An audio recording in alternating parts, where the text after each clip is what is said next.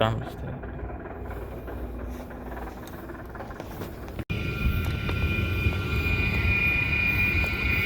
I believe this is the unit that's down.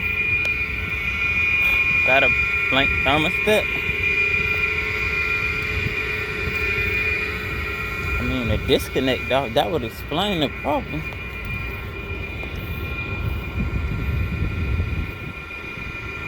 We're gonna check and see why the disconnect, though.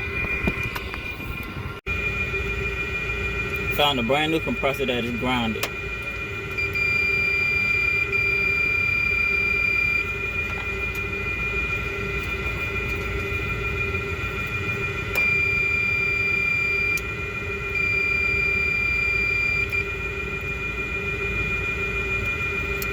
Check the windings.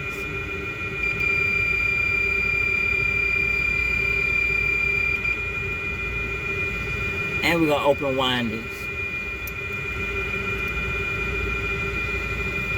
It's grounded in, the windings open.